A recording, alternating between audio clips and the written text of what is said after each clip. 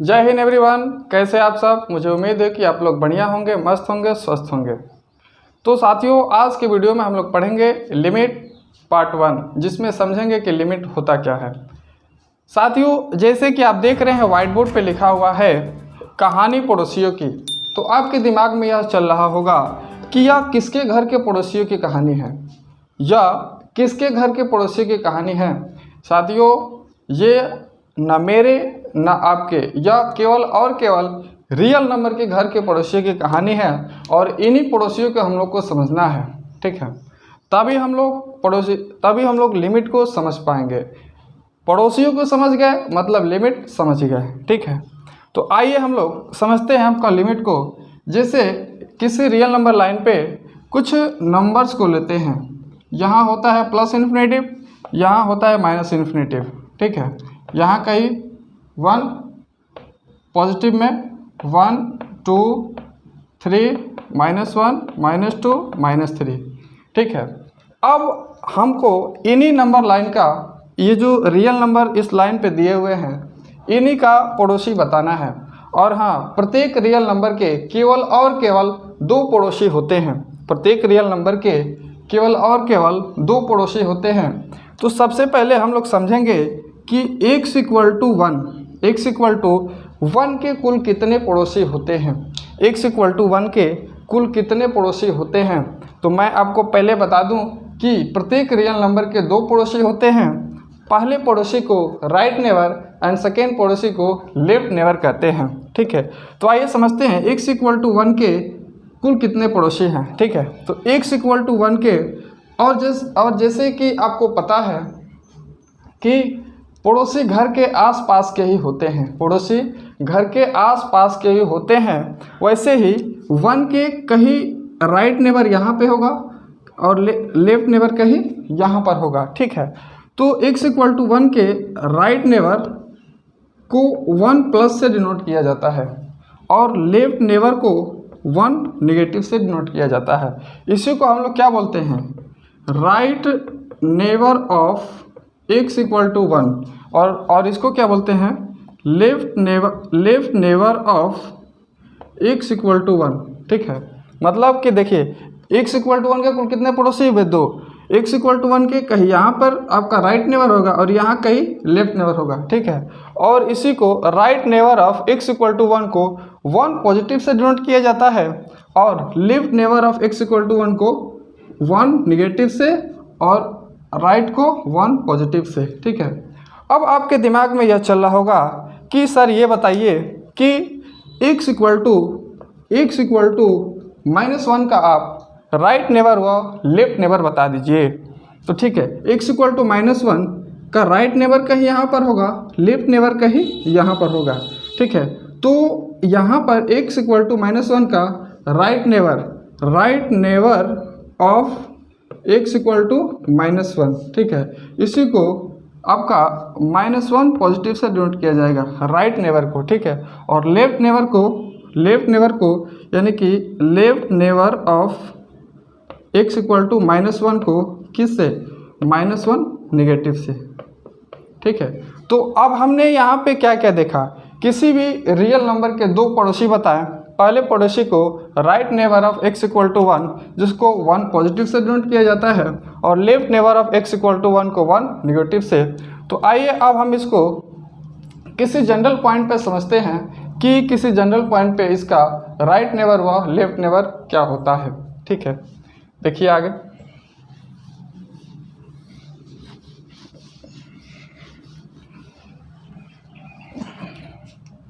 देखिए, किसी general line पे कोई पॉइंट लेते हैं x = a। ठीक है, ये आपका कोई जनरल पॉइंट है, ये कोई जनरल पॉइंट है। अब x = a का हम लोग पड़ोसी बताएंगे, नेबर्स बताएंगे। ठीक है, तो x = a के कहीं राइट नेबर यहाँ पर होगा या और कहीं लेफ्ट नेबर यहाँ पर होगा। तो x = a के राइट नेबर यानी कि राइट नेबर ऑफ x = 1 को right neighbour of x = a को एक पॉजिटिव से डिनोट किया जाएगा और left neighbour of x = a को ए नेगेटिव से डिनोट किया जाएगा। ठीक है, तो यहाँ पर अभी हम लोगों ने क्या बात किया, ये और यहाँ ये भी हम लोग जितना भी पढ़े ये अभी ज्योमेट्रिकल अप्रोच था। ठीक है, यानी कि ज्योमेट्रिकल एस्पेक्ट्स था। अब हम लोग इसको ग्राफिकली बात करेंगे। ठीक है, कि ग्राफिकली कैसे इसको हम लोग समझ सकते हैं कि राइट नेबर व लेफ्ट नेबर क्या होता है, और आपसे उसमें केवल और केवल दो बातें पूछूंगा। ठीक है, ग्राफिकली जब हम बात करेंगे तो उसमें केवल आपसे दो बातें पूछूंगा। अगर आप उसका जवाब दे दिए तो मतलब आप लिमिट सीख गए। ठीक है, तो आइए देखते हैं कि तरीके से जाना जाता है।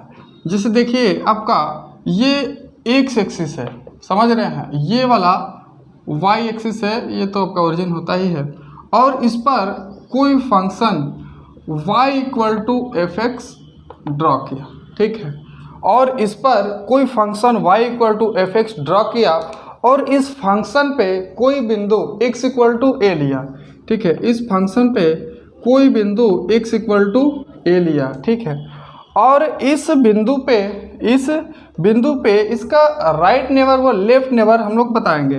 तो x इक्वल टू ए का राइट नेबर कहीं यहाँ पर होगा, और इसको a पॉजिटिव से डिनोट किया जाता है, और लेफ्ट नेबर कहीं यहाँ पर होगा और इसको a नेगेटिव से डिनोट किया जाता है, और इसको आप यहाँ से मिला दीजिए। ठीक है, अब हम आपसे ये पूछें कि x इक्वल टू ए का कोऑर्डिनेट क्या होगा यहाँ का, x इक्वल टू ए पर फंक्शन का कोऑर्डिनेट क्या होगा यहाँ पे, तो a पॉजिटिव व एफ ऑफ ए होगा, यही ना होगा। x इक्वल टू ए पर फंक्शन का यहाँ का कोऑर्डिनेट क्या होगा, यहाँ का a एफ ऑफ ए, और यहाँ का क्या होगा a positive F of A positive, यही ना होगा जी। अब यहाँ पर देखिए यहाँ का कोऑर्डिनेट क्या होगा, a नेगेटिव व एफ ऑफ ए नेगेटिव। ठीक है, तो मतलब अभी क्या हम बताए कि x इक्वल टू ए का यहाँ का कोऑर्डिनेट राइट नेबर में व लेफ्ट नेबर में। तो अभी तक आपने क्या देखा, राइट नेबर व लेफ्ट नेबर। ठीक है, तो इसमें अब हम आपसे केवल दो बातें पूछूंगा, अगर आप उसका जवाब दे दिए मतलब कि लिमिट समझ गए। तो देखिए मान लीजिए कि ये कोई आपका दिया हुआ फंक्शन है y equal to F X is a given function.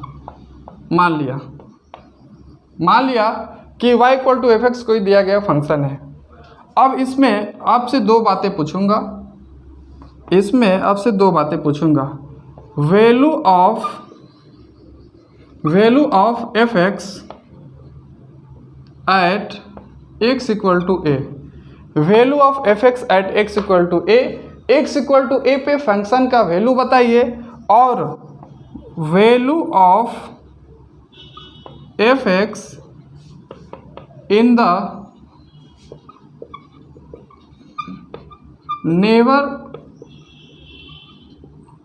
Neighbourhood of X equal to ए।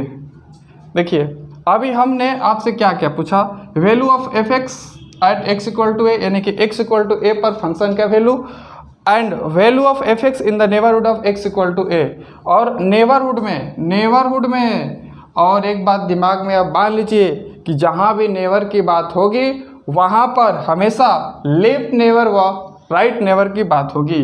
जहाँ भी नेबर आ जाए, जहाँ भी नेबरहुड वर्ड आ जाए, आपके दिमाग में केवल और केवल राइट नेबर व लेफ्ट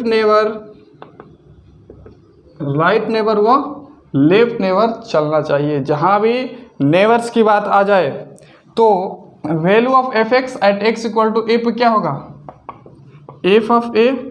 अरे इसमें रखिए ना y बराबर एफ एक्स में ए का वैल्यू रखिए, देखिए एफ ऑफ ए आएगा। और नेबर्स की बात है तो नेबर्स में तो हमेशा पॉजिटिव व निगेटिव आता है, यानी कि राइट नेबर व लेफ्ट नेबर आता है। तो यहाँ पर क्या हो जाएगा, एफ ऑफ ए पॉजिटिव व एफ ऑफ ए नेगेटिव। तो मुझे उम्मीद है कि ये बातें आपको समझ में आया होगा। तो देखिए कहीं भी यदि लिखा रहता है और आपने देखा ही होगा कि limit x tends to a f x, limit x tends to a f x, limit x tends to a f x, तो आप मुझे ये बताइए limit x tends to a का मीनिंग क्या होती है, मीन्स क्या होता है। तो limit x tends to a का मीन्स होता है value of f(x) in the neighbourhood of x equal to a। समझ गए।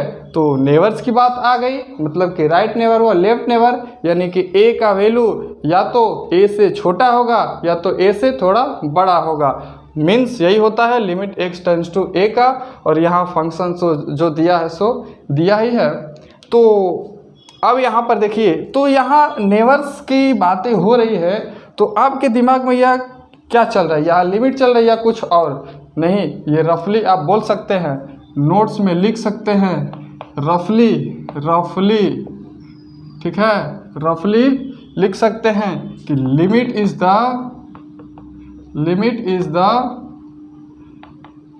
स्टडी ऑफ नेबरहुड,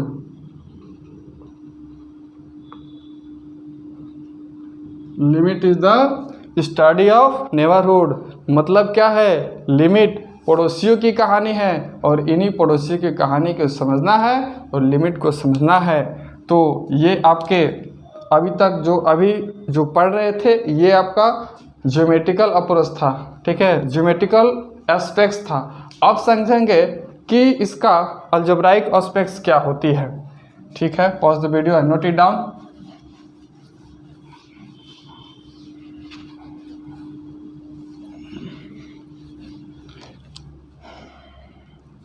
तो देखिए लिमिट को समझने का दो एस्पेक्ट्स होता है।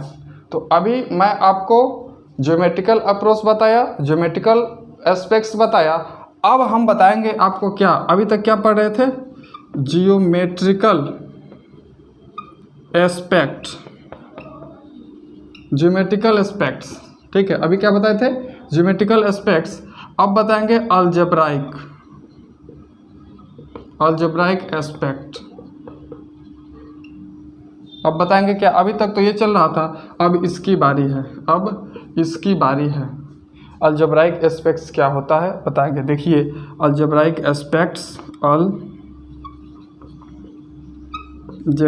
एस्पेक्ट ऑफ लिमिट, इसमें कुछ कहानी है। अलजेब्राइक एस्पेक्ट्स ऑफ लिमिट में देखिए होता क्या है कि बहुत वर्षों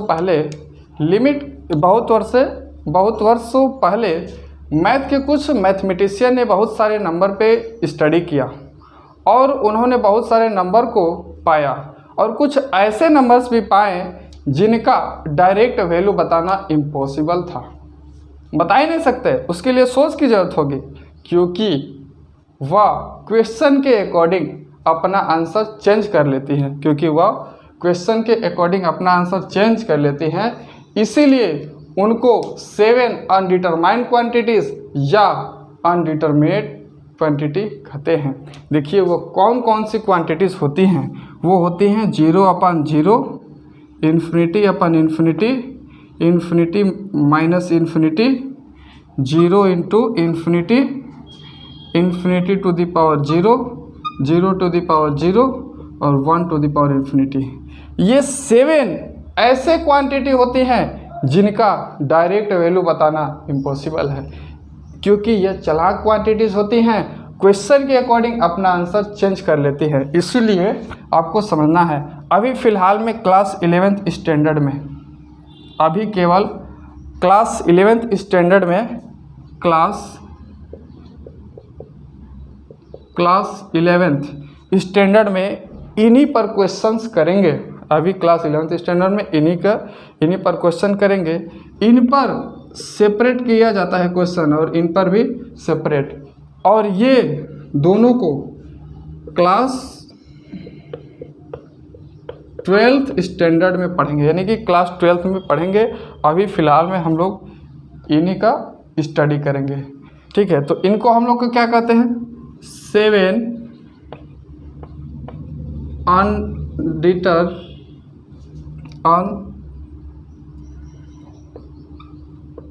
अनडिटरमाइंड क्वांटिटी। ठीक है, इनको 7 अनडिटरमाइंड क्वांटिटी या इनडिटरमिनेट क्वांटिटी कहते हैं। ठीक है, और आपको अभी बताया है कि क्यों कहते हैं, क्योंकि यह क्वेश्चन के अकॉर्डिंग अपना आंसर चेंज कर लेती है। ठीक है, तो अब आइए समझते हैं। और हाँ, जैसे यहाँ पर लिखा हुआ है 0 इंटू इन्फिनिटी, 0 इंटू इन्फिनिटी, तो यहाँ जो आपका 0 लिखा है यह एग्जैक्ट 0 नहीं है, यह लिमिटिंग 0 है। लिमिटिंग 0 का मतलब यह होता है कि 0 से थोड़ा सा छोटा या 0 से थोड़ा बड़ा। उसी तरह यहाँ जो 1 लिखा है यह एग्जैक्ट 1 नहीं है, यह लिमिटिंग 1 होता है, यानी कि 1 से थोड़ा छोटा या 1 से थोड़ा बड़ा। तो यहाँ पर आप नोट में लिख लीजिए कि जो भी ऊपर ये आपका दिया हुआ है zeros written above are not exact 0, they are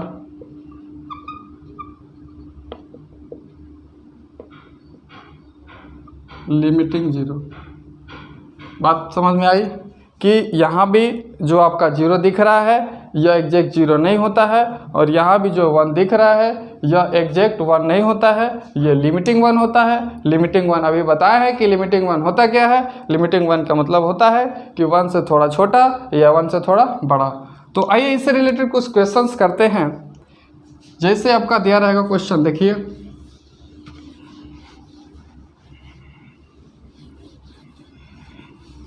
question समझिए, लेट्स अंडरस्टैंड। क्वेश्चन समझिए, क्वेश्चन को आप समझिए। देखिए जैसे लिखा रहेगा limit x tends to infinity x upon 3x, उसी तरह limit x tends to infinity 4x upon 5x, उसी तरह लिखा रहेगा limit x tends to infinity 3x upon 6x। तो अभी आप इनको ध्यान से देखिए, अभी आप इन सभी लिमिट को ध्यान से देखिए और समझने का कोशिश कीजिए। जैसे यहाँ पर लिखा है x अपान 3x, तो आपको पता ही है कि इन्फिनिटिव अपने आप में क्या है, समुद्र है। समुद्र में यदि आप 1 लोटा पानी ही निकाल लें या 1 लोटा पानी ही डाल दें तो क्या उस पर कोई अंतर पड़ेगा? नहीं पड़ेगा। तो इन्फिनिटी में यदि 3 से मल्टीप्लाई कर दे तो इन्फिनिटी ही होगा, 4 से मल्टीप्लाई कर दे तो भी इन्फिनिटी होगा, 5 से कर दे तो भी इन्फिनिटी होगा। मतलब कुछ भी कर दे इन्फिनिटी में, थोड़ा सा जोड़ दे घटा दे, इन्फिनिटी मतलब इन्फिनिटी भी होता है। ठीक है, तो यहाँ x की जगह पे इन्फिनिटी रखिए, मतलब क्या, इन्फिनिटी अपन इन्फिनिटी फॉर्म बनाएगा। फिर उसी तरह x जगह पे इन्फिनिटी रखिए तो इन्फिनिटी अपन इन्फिनिटी बनाएगा। फिर यहाँ भी रखिए तो इन्फिनिटी अपन इन्फिनिटी ही बनाएगा। अब आप देखिए, अभी मैं आपसे बताया हूँ क्या कि इन्फिनिटी अपन इन्फिनिटी 0 अपान 0, इन्फिनिटी माइनस इन्फिनिटी का डायरेक्ट वैल्यू हम नहीं बता सकते, क्योंकि ये चालाक क्वांटिटीज़ होती हैं, क्वेश्चन के अकॉर्डिंग अपना आंसर चेंज कर लेती हैं। तो अब यहाँ पर देखिए, अभी फ़िलहाल में आप ढक लीजिए इसे, इसको ढक लिए। अब बताइए इन्फिनिटिव ऑफ इन्फिनिटिव नहीं बता सकते, आप यह कहेंगे कि सर सोर्स बताइए, हम उसका वैल्यू बता देंगे। तो यहाँ पर देखिए जो भी दिख रहा है इन्फिनिटी अपन इन्फिनिटी या सोर्स डिपेंडेंट क्वांटिटी होती हैं, सोर्स डिपेंडेंट क्वांटिटीज़ होती हैं, यह सोर्स डिपेंडेंट क्वांटिटीज़ होती हैं। इनको सोर्स की ज़रूरत होती है तभी आप इसका आंसर बता सकते हैं, वरना की स्थिति में इसका आंसर बताना इम्पॉसिबल है। तो अभी हम इसको ढक लिए, अब बताइए, अभी नहीं बता सकते, अब हटा लीजिए। या ये आपका x/3x इसको सोर्स मिल गया, जब सोर्स मिल गया तो x कट जाएगा, यहाँ बच जाएगा आपका 3, ठीक है। या x सोर्स मिल गया 4/5, ठीक है। यहाँ से x का कट गया 3/6। तो इसका वैल्यू कैसे मालूम चला? आप सोर्स दिए तो उसी तरह का limit x tends to 0 positive x/4x, limit x tends to 0 positive 5x/6x, उसी तरह limit x tends to 0 positive x/10x। तो देखिए लिखा है limit x tends to 0 positive, तो यदि 0 में 0 पॉजिटिव से मल्टीप्लाई कर दिए तो भी 0 पॉजिटिव होगा, 0 में 0 पॉजिटिव से मल्टीप्लाई कर दिए तो भी पॉजिटिव ही होता है, 2 इंटू 0 पॉजिटिव कर दिए तो भी 0 पॉजिटिव ही होता है, 3 इंटू 0 पॉजिटिव कर दिए तो भी 0 पॉजिटिव होता है। मतलब क्या है कि 0 में आप किसी भी चीज़ से मल्टीप्लाई करेंगे तो उसका वैल्यू 0 ही होता है। तो अब यहाँ देखिए x टेंड्स टू 0 पॉजिटिव, तो x की जगह पर रखिए, तो 0 पॉजिटिव/0 पॉजिटिव, 0 पॉजिटिव/0 पॉजिटिव, 0 पॉजिटिव/0 पॉजिटिव। यहाँ समझिए, अब यहाँ समझिए। तो अभी तो आप इसका डायरेक्ट वैल्यू नहीं बता सकते, अभी आप इसको ढक लीजिए, तो हम पूछे कि 0 पॉजिटिव/0 पॉजिटिव का वैल्यू बताइए, तो आप नहीं बता सकते, इसके लिए सोर्स की ज़रूरत होती है।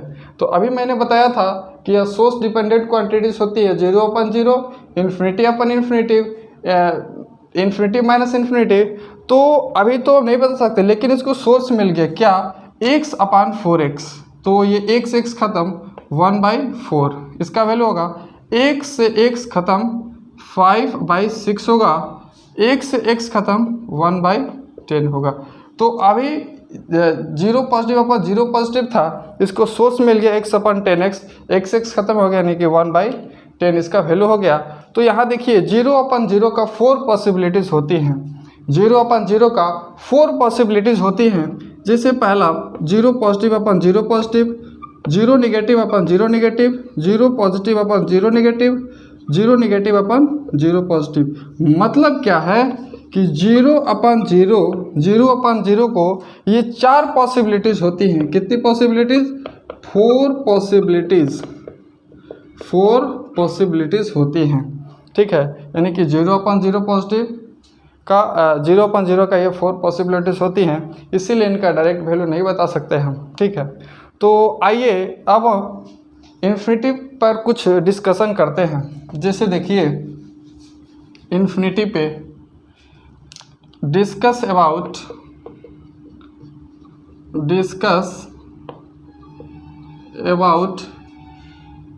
इनफाइनाइट, ठीक है। अब देखिए पहला नंबर है कि यदि इन्फिनिटी में इन्फिनिटी से मल्टीप्लाई कर दे तो भी इन्फिनिटी होता है।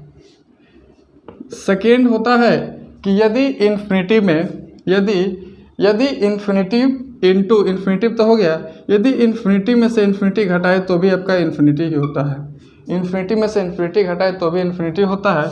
इन्फिनिटी में कुछ भी जोड़ दे, इन्फिनिटी में कुछ भी जोड़ दे, इन्फिनिटी में कुछ भी जोड़ दे तो भी इन्फिनिटी होता है, या इन्फिनिटी में से कुछ घटा दे या जोड़ दे, यानी कि कोई कांस्टेंट वैल्यू, तो भी आपका इन्फिनिटी ही होता है, ठीक है।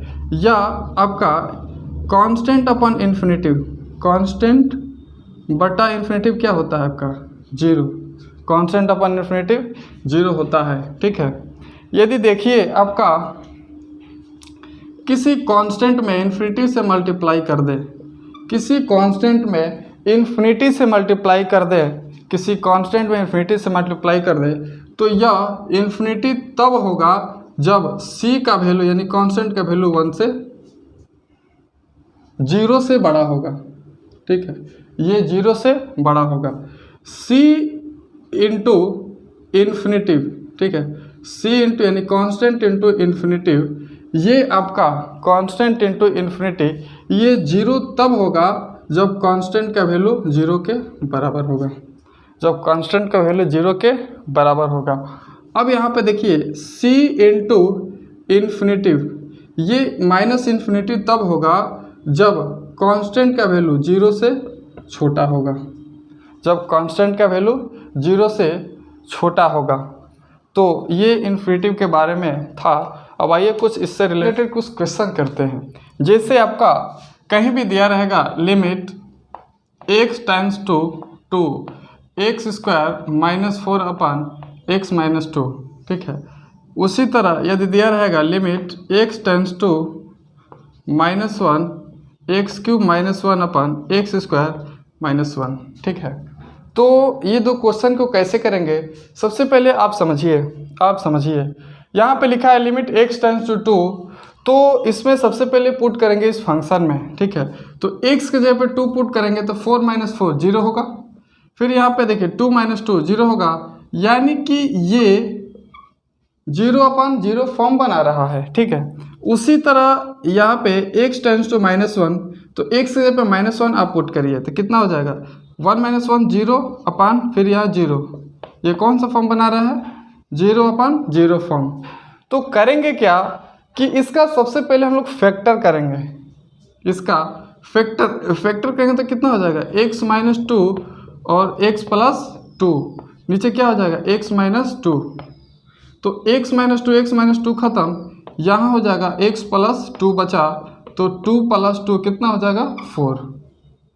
उसी तरह ये वाला क्वेश्चन देखिए, इसका सबसे पहले फैक्टर करेंगे, कितना हो जाएगा x - 1 और हो जाएगा आपका x² +1 + x और बटा कितना हो जाएगा x - 1 और x + 1।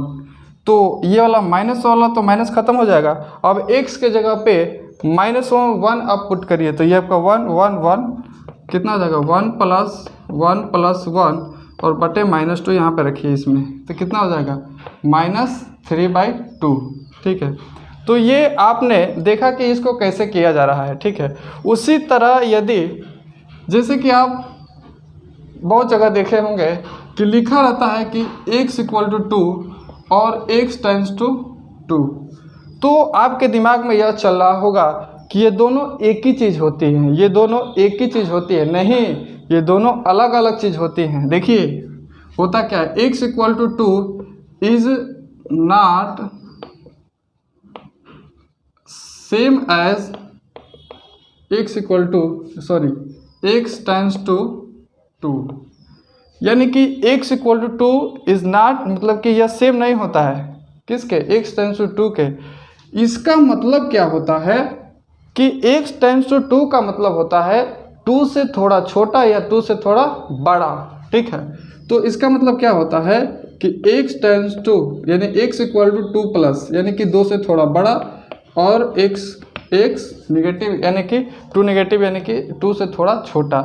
तो मुझे उम्मीद है कि ये आपके वीडियो समझ में आया होगा। तो आप वीडियो को लाइक और सब्सक्राइब ज़रूर करिएगा, भूलिएगा मत। अरे यार, लाइक और सब्सक्राइब करने में क्या हुआ है, इससे मेरा मनोबल बढ़ेगा और इससे भी अच्छा मैं वीडियो आप लोग के लिए बनाऊंगा। तो आज के लिए बस इतना ही। जय हिंद।